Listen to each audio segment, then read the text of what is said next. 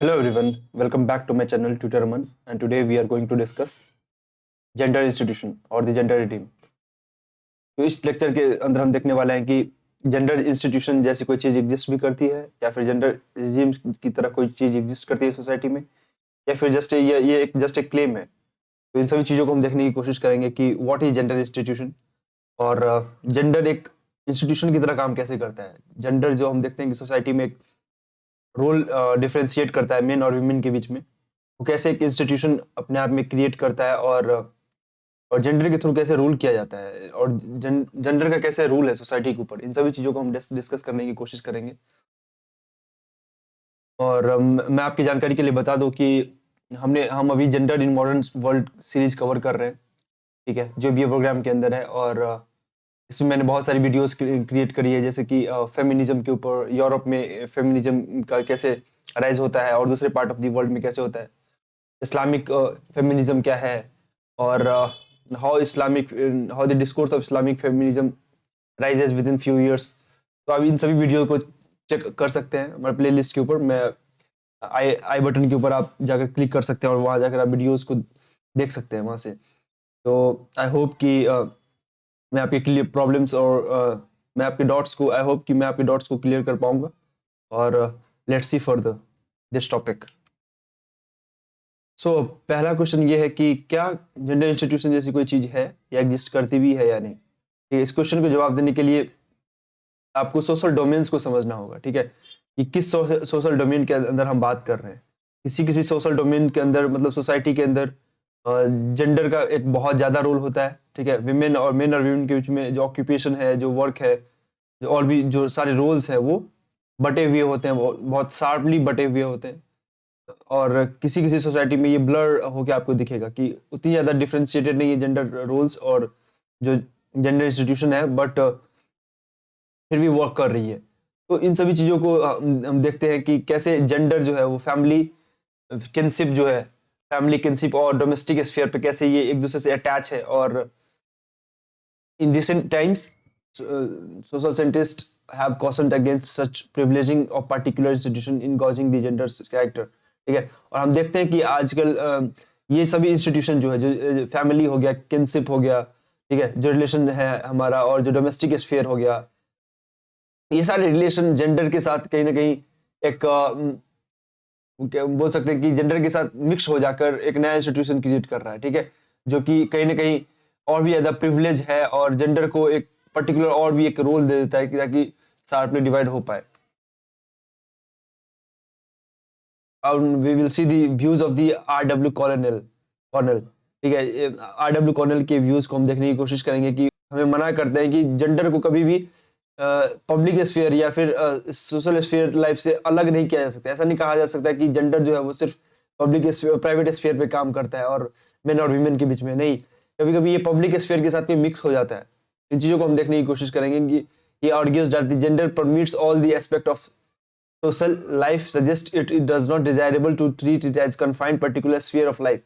ठीक है, तो उसको एक आइसोलेटेड, एक अलग स्फीयर नहीं देखना चाहिए। ये जेंडर जो है हमारी सोसाइटी में दूसरे स्फीयर ऑफ लाइफ से मिक्स है, उससे रिलेटेड है। तो उन्होंने एक टर्म दिया जिसका नाम है जेंडर रिजीम्स। जेंडर रिजीम्स मतलब कि जेंडर रिजीम मतलब जेंडर का जो शासन है, जेंडर का जो रिजीम है, वो कैसे दूसरे रिलेशंस में काम करता है, दूसरे इंस्टीट्यूशन में काम करता है, दूसरे सोसाइटी, दूसरे स्फीयर पर काम करता है। इसको उन्होंने बताने की कोशिश किया है। In social institution such as school में कैसे ये काम करता है, मार्केट के अंदर कैसे काम करता है, वर्क प्लेस के अंदर कैसे काम करता है, और इवन एट स्ट्रीट। ठीक है, और इवन जब हम सड़क पर चल रहे होते तो कैसे जेंडर रिजीम काम करता है, तो उनको एक्सप्लेन करने की उन्होंने कोशिश करा है। So let's see further colonial views on gender institution. For example, public street has a gender regime. वो बताते हैं कि पब्लिक स्ट्रीट पर भी एक जेंडर रिजीम है, जेंडर का शासन है। How should boys and girls और men and women carry themselves in such places. तो किसी इंसान को सड़क पर कैसा दिखना है, किस तरीके से अपने आप को लोगों के सामने पोर्ट्रे करना है, ये जेंडर रिजीम्स मैटर करते हैं कि कैसे मेन और वीमेन को कैसे दिखना है, मेन को सड़क पर कैसे दिखना है, वीमेन को सड़क पर कैसे दिखना है। ठीक है, गर्ल्स को कैसे दिखना है, बॉयज को कैसे दिखना है। तो these things considered by the gender regimes, whom and how they talk, सड़क पर कैसे उनको कैसे और किससे बात करना है, ये भी जेंडर रिजिम तय करता है। Who can legitimately hang around where and for how long, कौन कहाँ पर और कितनी देर किस ड्रेस पैटर्न के अंदर खड़े होकर बात कर सकता है, ये भी जेंडर रिजिम्स कहीं ना कहीं तय करता है कि मेन किस ड्रेस पैटर्न में होंगे, विमेन किस ड्रेस पैटर्न में होंगे, वो कहाँ खड़े हो सकते हैं, कहाँ नहीं खड़े हो सकते, कितनी देर बात कर सकते हैं सड़क पर, कितनी देर नहीं कर सकते, ये सभी चीजें जेंडर रिजिम्स तय करती हैं। Answer of these questions comparatively study of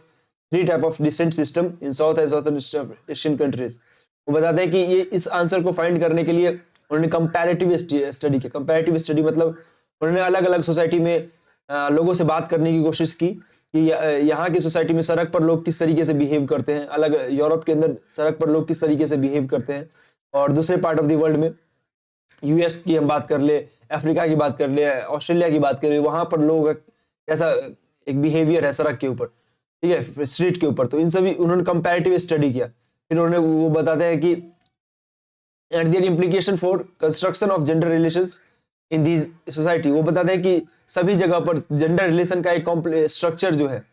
construction जो है, और ये जो स्ट्रक्चर है वो सब जगह स्ट्रीट के ऊपर भी काम करता है। तो ये जो पार्ट है जेंडर, इसको आइसोलेटेड होकर आप नहीं देख सकते कि ये पब्लिक स्ट्रीट पर काम नहीं करेगा या फिर वर्क प्लेस पर काम नहीं करेगा।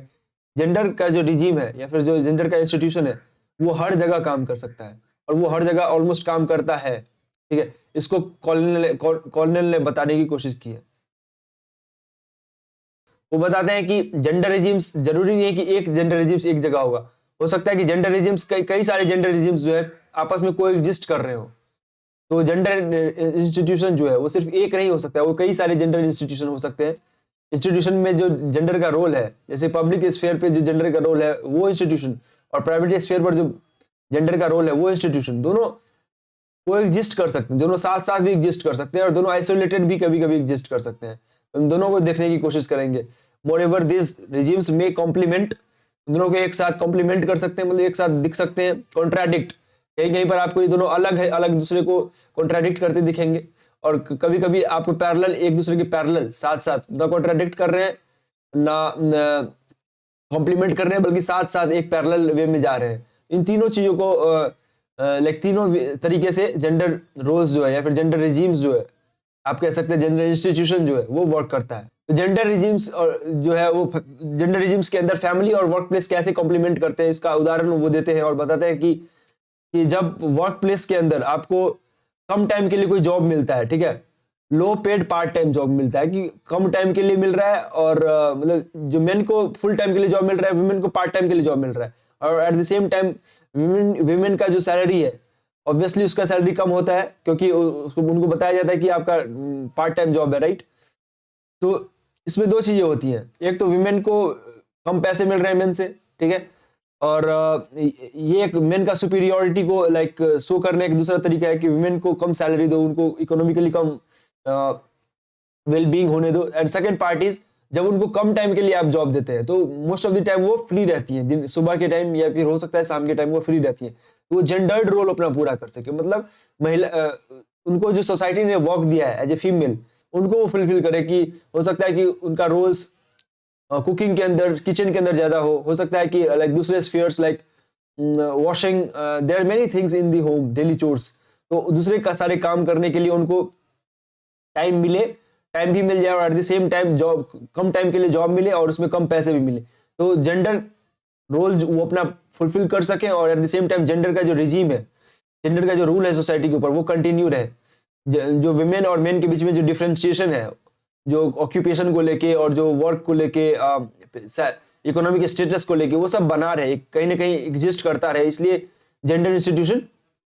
ऐसे तरीके से एग्जिस्ट करता है। और ये इस तरीके से हम देख सकते हैं कि फैमिली और वर्क प्लेस कैसे कॉम्प्लीमेंट कर रहा है एक दूसरे को जेंडर रोल को प्ले करने में, मतलब फैमिली में जितना जरूरत था टाइम को फीमेल के टाइम का वो उसको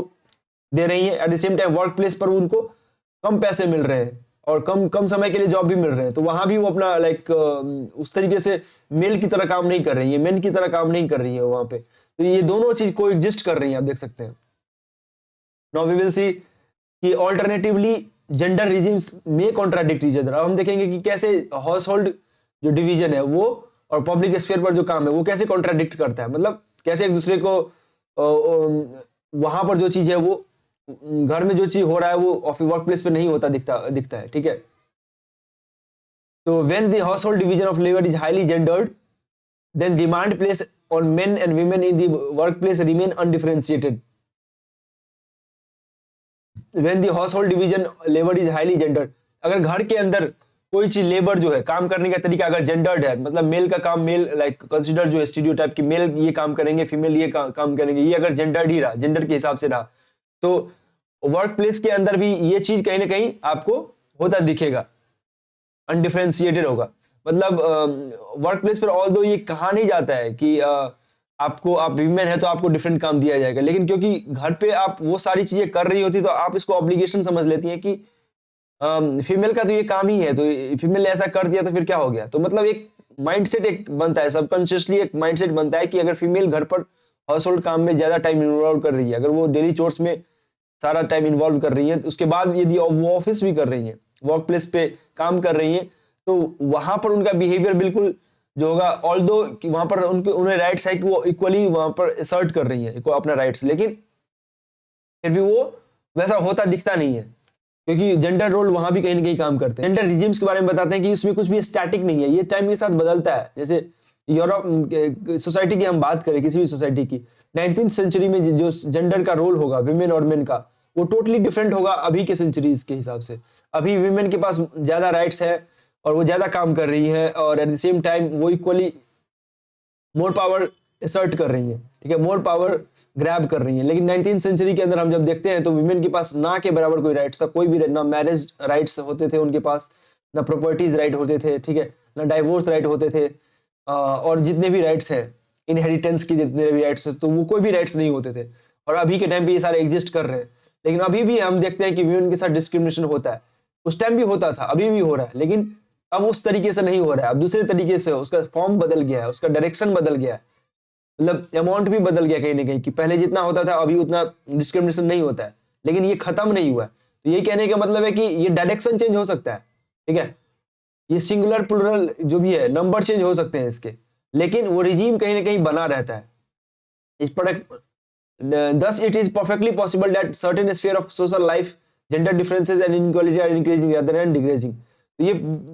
पूरी तरह से पॉसिबल है कि जो जेंडर का रोल है पब्लिक लाइफ पे और